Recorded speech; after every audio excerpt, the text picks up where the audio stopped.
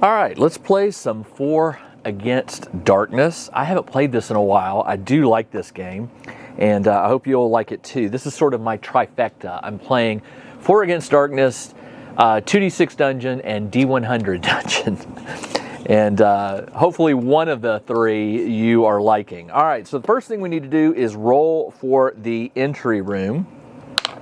I rolled a 2, which is this one right here. It looks like it has a door going north and a door going east. So the exit door is right here. 1, 2, and then it goes up 3. 1, 2, up 3. And then same over here with a door right here. And a hallway, another door here. And a hallway going this way. All right, that is my starting room. I hope you can see that okay.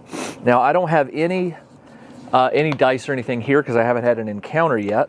So the first thing you do when you are in the room, now the entry room is just by itself, it's fine. What I'm going to do is I pick a door that I want to go through and I roll on the encounter. I roll to see what happens, basically. So when I go through this door right here, we roll to see what we find. You roll 2d6, so I will roll a green and a red. The green will be the primary, so that's a 5-5. So you come to these pages where it has the different room types, and you just look for 5-5. And 5-5 is a corridor. So what I'm going to do, now I can't angle this going into the wall here. So instead I'll flip it and it'll go, let's see, it comes here. So it will go out 2 and up 1, 2, 3, 4, 5 with a door on the outside. 1, 2, 3, a door, 4, 5. All right, just like that. Now, when you go in corridors, you have to define the marching order of your heroes. So to do this, I am actually going to use some miniatures here. Now, from now on, when I tell you my marching order, it will stay that way until I tell you I've changed it. So my marching order traditionally is going to be my warrior, followed by my cleric, followed by my wizard with my rogue at the rear. And sometimes I flip it and put the rogue at the front, but right now this will be my marching order.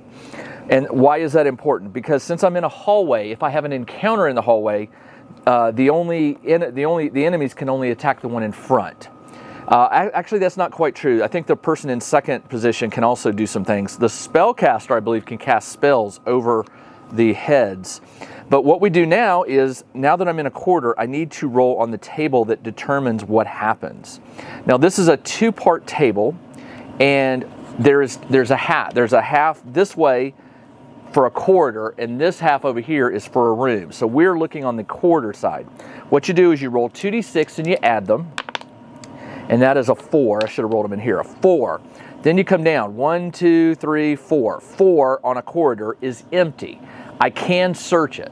I'm not going to search it. I'm just going to say I'm in the corridor, and I have a door choice, or I can continue to the end of the hallway. Let's open this door and see what we see. That is a 2-3. Remember, green goes first. So the 2-3 is, if I can find it. 2-3 is a room. It is a corridor followed by a room and a door. Now, I'm not going to be able to fit that here. So what I can do is the rules allow you to sort of twist it to fit. The hallway goes in 4. 1, 2, 3, 4. Instead, what I'll do is I'll twist it up like that, and then I can put a 4x3 room in. So 1, 2, 3, and the door will now be at the north. So it's 3 this, actually it's 4 this way, 3. Okay, so it's 4 this way and 3 up. Like that. And there's a door right here. Like that. All right. Now, we've entered a room. So we have to go and see what is in this room. So once again, we turn to this table right here. We roll 2d6. That's a 7. A 7 on a room is roll d6 on the minion table. All right, so we go to the minion table, which is right here. Minions, we roll a d6. I rolled a 3, which is d6 hobgoblins. Let's roll a d6 again. There are four of them, and they are minions. Okay, so the number, I'll just put the 4 in here to indicate there are 4 of them. The hobgoblins are level 4, so I'll put a 4 in here. And I can choose to try to run, bribe them, or just take a fight. I'm going to choose a fight. So to do that, let me get my names here so you'll be able to know what I'm fighting. I'm looking for the hobgoblins, which is right here. So I'll put this in here. I am fighting hobgoblins. There are 4 of them. They are level 4. Their attack, they don't have a modifier for their attack. So the way I do this is I am going to use 1, 2, 3. I know I got a 4th one around here somewhere. There it is, 4. I'm going to use 4 red markers to indicate the enemies. There are 4 of them. And I will put my heroes like so. And from left to right is the order in which I'm going to have them fight. Each one of them will attack a monster. If I don't kill any of them, because there's 4 and I have 4, each one of them will attack one of my individual characters. Let's say I kill 2. Well, when these 2 attack, I can choose which 2 heroes I want to defend with. You can do that in a room. You can't necessarily do that in a corridor.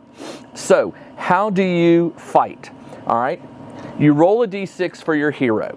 They have a level. You have to roll that number or higher to beat 1. So, the warrior, and I'll put the warrior card up on the screen, my warrior has a +1 attack. It's basically his level. So when he comes to level 2, he'll go to +2, level 3 is +3. So I get a +1 on this die, which means I need to roll a 3 or higher to hit this guy. I rolled a 1, so a 1 is a miss. So I will back him up to indicate that he is gone. My cleric is a +0. Has a mace, and these are not undead, so there's no bonus there. So I need to roll a 4 or higher. I rolled a 4, so the cleric does defeat 1. And then the wizard, now the wizard has 3 spells. During this dungeon crawl, he can cast those 3. He has Fireball, Sleep, and Lightning Bolt. I am going to go ahead and cast Lightning Bolt. And again, Lightning Bolt, let me read it to you. This spell works like an attack roll. The wizard adds his level to the roll. So the wizard's level 1, so I'm going to roll a die, and I'm hoping for a 3 or higher. Whether I hit or miss, that spell is gone. I rolled a 5. 5 plus 1 is 6, and that easily defeats one of the minions. Now, hasn't come up yet, but what happens if I roll a 6 and I have a +2 modifier to attack, for example? That's 8. Well, that would kill 2 minions, but actually it might kill more because a 6 in this game is called an exploding die. When you roll a 6 for an attack, for damage, you get to roll it again, and then you add the result. So if I roll a 6 and then I re-roll the die and I get a 3, my total damage is 9, which is enough to kill 2 hobgoblins. But let's say I rolled another 6. Now I'm up to 12. I roll the die again. Let's say I roll a 5. Now I'm up to 17. 17 is enough to kill 4 hobgoblins. So if my warrior had rolled a 6, and a 5, he could have wiped them all out in that very first round. That's how exploding 6s work. All right, so my wizard went, which means my rogue goes. Now my rogue has an interesting ability. He can do a backstab or a surprise attack if the party number is greater than the number of minions. In this case, there's 2 minions. There are 4 party members, so it is higher, which means the rogue adds his attack, which is his level. So he adds +1, and normally he's -1 to hit because he has a light weapon, which is not good. So that's why I always have my rogue go last to try to whittle down the minions to see if I can get this sneak attack. So he's getting +1. I rolled a 4. 4 plus 1 is 5, so that kills a final hobgoblin. There is 1 left. I will have my barbarian defend. Here's how defending works. Again, I'm going to put the Barbarian card up on the screen. The Barbarian has a defense of +2. What I basically do in combat here is you automatically assume that the enemy is going to hit you. You have to defend versus that attack. And what that is, it's one higher than their level, than the monster's attacking level. It's not equal or beat, it's beat. So the Hobgoblin has a level of 4. So I have to roll a 5 or 6 to avoid taking 1 damage. But the Warrior has a +2 defense modifier. He has that because he's wearing light armor and he also has a shield. So that's +2, +1 for each one of those. So to beat a 4, to roll a 5, I need to roll a 3 or higher because 3 + 2 is 5. I rolled a 1. 1 + 2 is 3. That does not beat the rating. So my Warrior takes a health hit.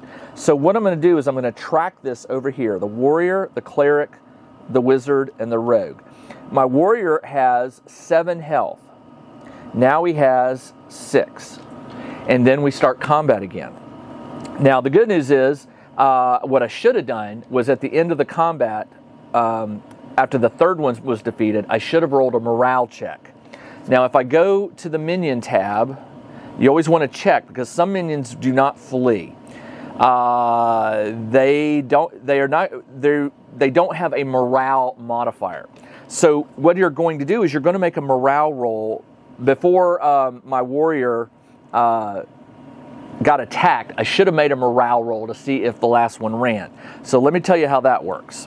So the morale roll, if I can find it again. Come on, where's morale? Sorry. Okay. Running away. When monsters flee. Okay. The monsters will flee. If I can find it again. All right. When a group of minions lose more than half, you roll a d6 for the whole group. If you roll 3 or less, the remaining monsters flee. So I rolled a 1. So technically he should have fled, but because I forgot to do the morale roll, I'm going to fight him. My Warrior is going to attack. He's +1. I need to roll a 3 or higher. I rolled a 4. 4 + 1 is 5, which defeats the last Hobgoblin. So you turn back to the minions, and you read it to see if there's any specials. All right, so the Hobgoblins have treasure +1, which means I roll on the treasure chart, which is down here somewhere. Where was it? Treasure. Treasure is right here. I roll on the treasure chart, and I add +1 to the roll. This is a d6. I rolled a 6. So 6 or higher, you get 1 random magic item from the magic treasure table. Here is the magic treasure table. Let me roll the d6. I rolled a 4, which is a magic weapon. Gives +1 to its user's attack roll. This is a permanent magic item. Roll a d6 to determine its type. I rolled a 3, which is a crushing hand weapon. That will go to my Cleric, who has a mace. So my Cleric is now a +1. He normally has a -1 attack, because a +0 attack, but now he gets +1 attack. So I will just make a note there, +1 attack. And I keep a separate document for note taking, and what I'll be doing in there is I'll be writing for, this is dungeon number 1. I will write that I got a +1. I defeated Hobgoblins. They are a minion. See the M, and I rolled on the minions table. Defeated them. I killed them. And I got a +1. I'll just call it a mace. And I'm going to draw an arrow to go to the Cleric. So it just helps to keep track of what you're doing. All right. Now, I defeated a group of minions. Not 4 minions. I defeated a group. That means I get to add 1 to this minions killed section right here. When I defeat 10 groups of minions, I get a level roll to try to level up one of my heroes. I'll cover that when we get to it. Right now I've got all level 1s and nobody's near ready to level up. So I haven't killed any bosses, And every time you defeat a boss or encounter a boss, you have a boss modifier. It's a D6 that goes 1, 2, 3, 4. That is anytime you encounter a boss, you roll a D6. If it's a 6, that is the dungeon's final boss. When you defeat the final boss, the mission or the scenario ends. If you don't find the final boss, the modifier goes up 1, and then the next time you encounter a boss, you add that to the modifier. So eventually, within 5 bosses, you're going to encounter the final boss. Check out the new RPG and Wargame newsletter.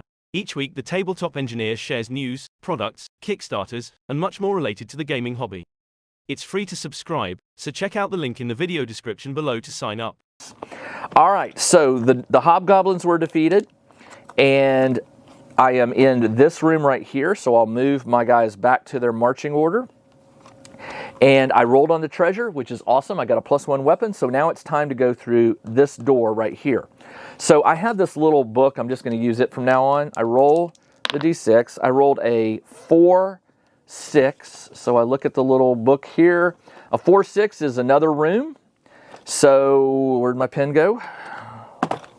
It's in here. All right, so it's got a hallway that goes up 3.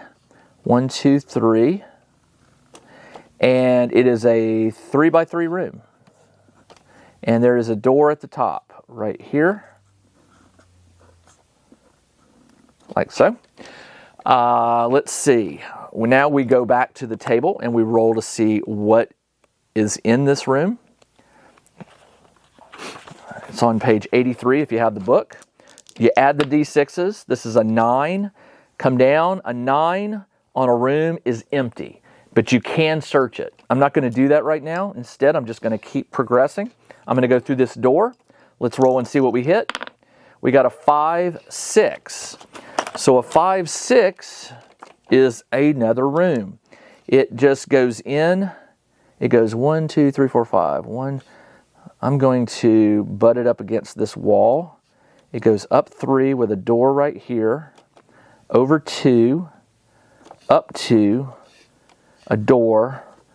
And that's your room. So all of this is just colored in because it's stone, it's wall. You're not going to, I won't be finding any secret rooms that lead into there.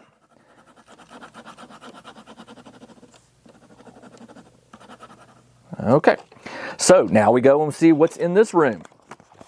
I hope you're seeing how this game works. It's a procedural game. 1, 2 is a 3. A 3 on a room is roll on the traps table. All right. So I go to the traps table, which is on page 62. I roll a D6, and it's a 2. But a 2 is a poison gas level 3 attack against all characters. However, when a trap is found, the character targeted by this attack must make a defense roll. Okay, hold on. I get to try, if a rogue leads the marching order. Now, I guess technically he didn't. He gets a chance to detect and disarm. The roll rolls a D6, and if he beats the traps out. So I did not. I didn't have the rogue in front when I entered the room. You basically enter the room, and then that's where it happens. So there is a trap. It is a level 3 poison gas. All right. So there is a trap in here. Poison gas. And by the way, this room was empty. This one had the hobgoblins. I like to write what was in there. All right, and this one was empty. So, the level 3. Think of this as a monster. So the trap is a level 3. To defeat the trap or to get around it, it says all characters make a defense roll, ignoring bonuses from shields or armor, or they lose a life. The targeted must make a defense roll or lose 1 life. So I have to roll a 4 or higher for each of my characters to avoid that. You don't get to add any armor or anything like that. The rogue does not get, he doesn't get to disarm, so he's just got to roll a 3 or higher. So the barbarian will go. I rolled a 2, so he takes a point of damage. He's down to 5. The cleric does not get any benefit. I rolled a 5, so she's okay. The wizard rolls a 1, so the wizard normally has 3 health It's down to 2. Ooh. And the rogue has 4 health, and the rogue rolls a 3, which does not beat the 3, so the rogue also takes a point and goes from 4 to 3. All right, I really don't want my wizard to die, but remember, when they get hit, they only lose just the 1 point, unless you're fighting a boss or a monster says that it does 2 damage per attack. All right, so let's keep going. Leave them in their marching order. You know what? I am going to put the rogue in front this time. I hate to do that because my barbarian is the one that can fight. That's tough. I'm going to put the rogue in front. I'm going to keep the order the same. The barbarian will be in back. Because if I decide to reverse and backtrack, the barbarian will be in front. Let's go through this top door.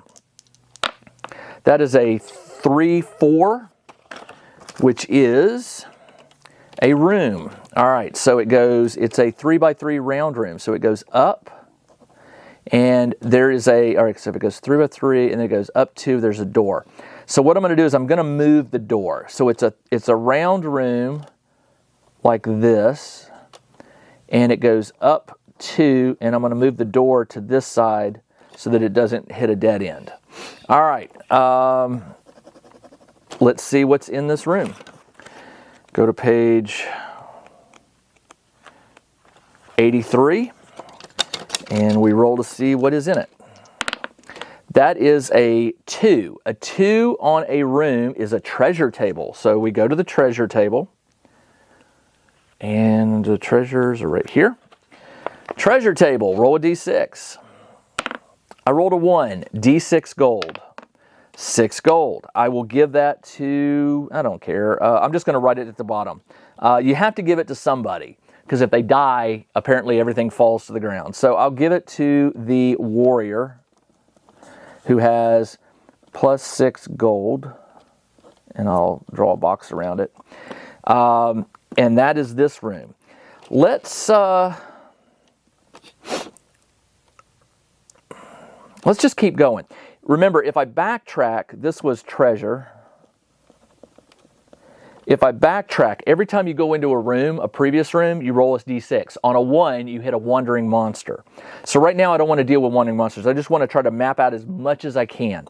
So let's go through this door. And remember, my rogue is in front. I rolled a 3-1. 3-1 is a room. So I'm going to rotate it so I can fit it. It comes 1, up 2. There's a door here. This comes down, over 2, down, and to there. Okay, there we go.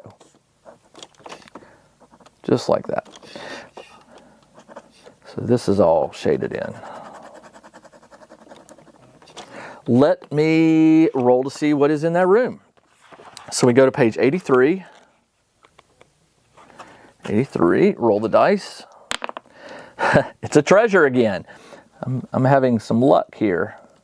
Treasure. Go back to the treasure table. Roll a d6. I rolled a 3, which is a scroll with a random spell. Okay, for spells, there is a random spell table on page 50. You roll a d6. It is a scroll of escape. So I will write that in and give it to the wizard. I got a scroll of escape. Reading that scroll, my wizard could... anybody can read a spell scroll, including my warrior, but they don't get to add their level like the wizard does. The wizard gets to add their level for scrolls and spells. The escape basically just lets you jump to another room.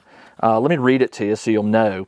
The wizard disappears from his current location and reappears in the first room of the game. So it's a way for your wizard to jump back to the entry room, which is safe. You can't be hurt there.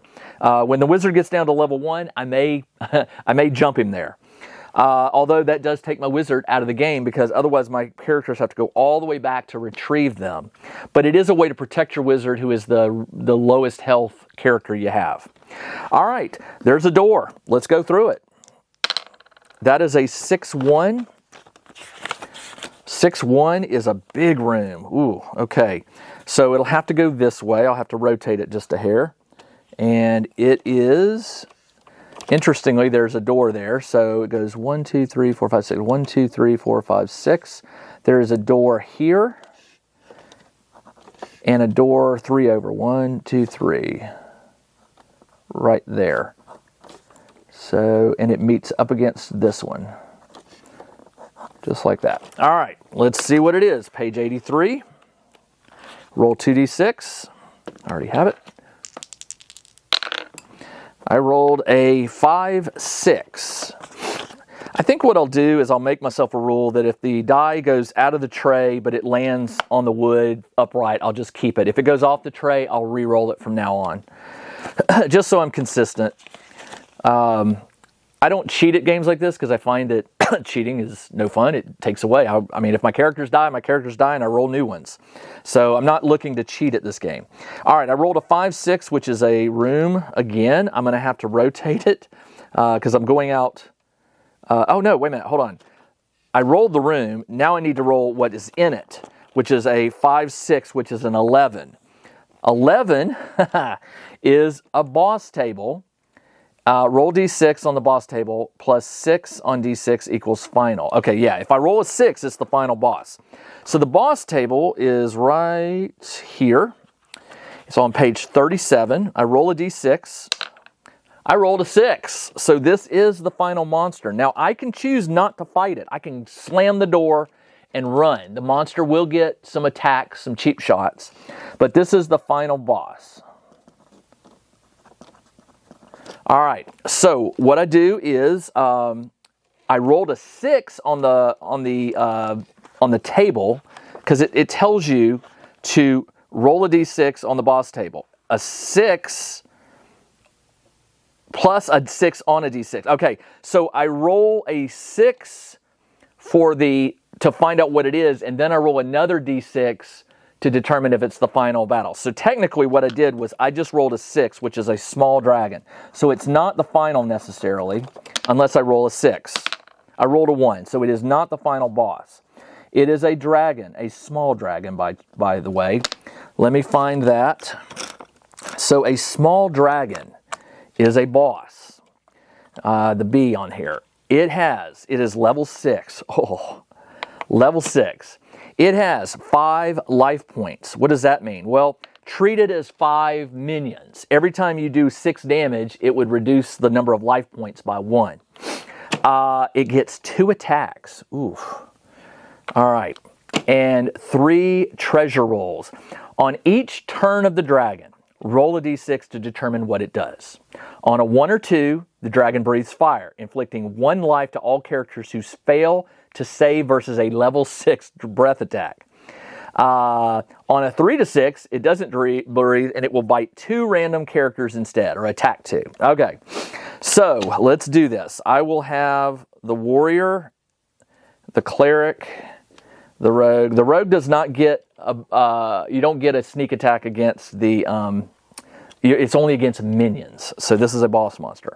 All right, the dragon. There's only 1. Level 6, 2 attacks, 5 life points. Let's rock. All right, my warrior will go. He is plus 1 attack, so he needs to roll a 5 or higher to hit. I rolled a 5. So he adds 5 plus 1 is 6, and that is enough to knock down 1 life. It's down to 4. So he's gone. The cleric does not have any spells that could hurt the dragon, so it will attack. Now remember, he's got a plus 1 mace now. So he gets plus 1 to his attack, and he is, let's see, he's got to roll a 5 or higher. I rolled a 3, so he misses. The wizard, I'm going to cast Fireball, right? I mean, is he, he's not immune to Fireball. So let's go to spells. And spells, it's still a long shot because I've got to roll a 5 or higher. Fireball works just like an attack. It slays a number of creatures equal to the wizard's die roll minus the level of the minions.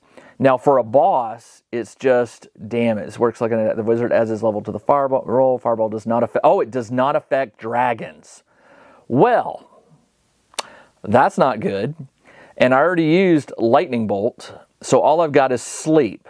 And sleep will defeat 1 boss or a D6 minion. Okay, so if I roll this and I roll a 5 or higher, I will put that dragon to sleep.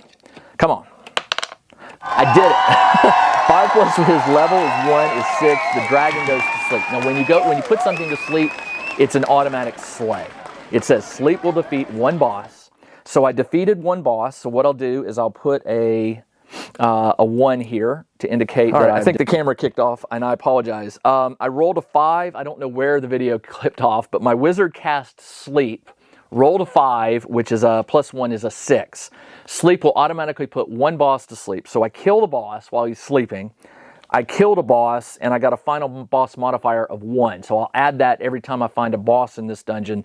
There's a higher likelihood chance that it will be the final boss. Now, when you kill a boss, you get a level roll. So right now, I could choose to try to level up one of my heroes, which is what I'm going to do. My warrior would be the one I would normally want, but my wizard, my poor wizard, I really need him leveled up for health reasons. So the way you level up is you roll a d6 for the character you're trying to level up.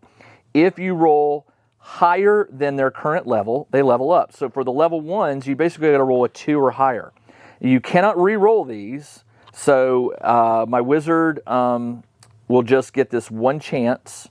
Let me see if I can find it here. Leveling up. Come on, where are you? I just want to make sure I'm doing it right.